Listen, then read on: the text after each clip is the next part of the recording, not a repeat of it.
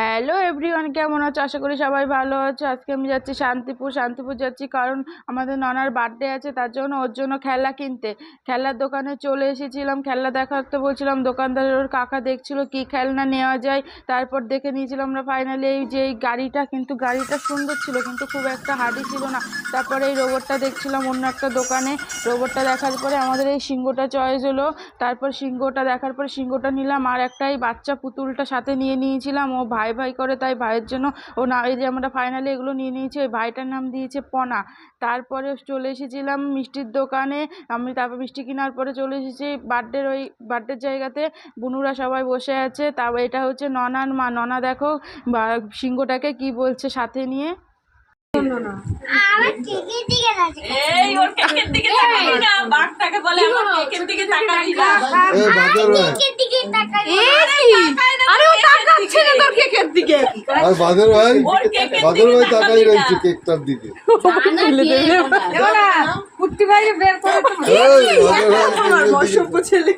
তাকাই নি, ও আমার দিকে তাকিয়েছে। চুপচাপ এদিক তুই তাকা। তারপর আশীর্বাদ করে নিল আমাদের কাকা, ওর দাদান, ওর মেজো দাদান।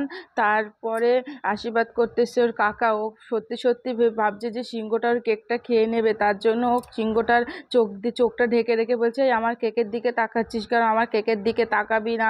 তাই বলে সিংহটার চোখটা ঢেকে রাখলো। দিয়ে আমাদের কাকা আবার বলছে যে বাদর ভাইও তো তাকাচ্ছে, তার জন্য বাদরটাকেও ফেলে দিল। তারপর আমি আশীর্বাদ করতে এসেছি। আশীর্বাদ করার সময় আমার জানি কেমন একটা লাগছিল যে আমি ফার্স্ট টাইম আশীর্বাদ করছি ওকে, তার জন্য দিয়ে আশীর্বাদ করছি। তখন বারবার বলছে কি কেকটা আমি কাটবো কখন। তারপরে দাদা আশীর্বাদ করছে, তো ফাইনালিও কেকটা কেটে নিল।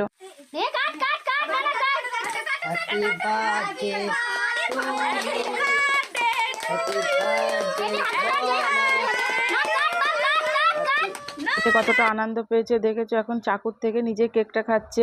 তারপরে ওর কাকাও গালে একটু কেক লাগিয়ে দিল। ব্লগটা কেমন লাগলো সবাই একটু কমেন্টে জানিও। দেখা হচ্ছে নেক্সট ভিডিওতে। টাটা।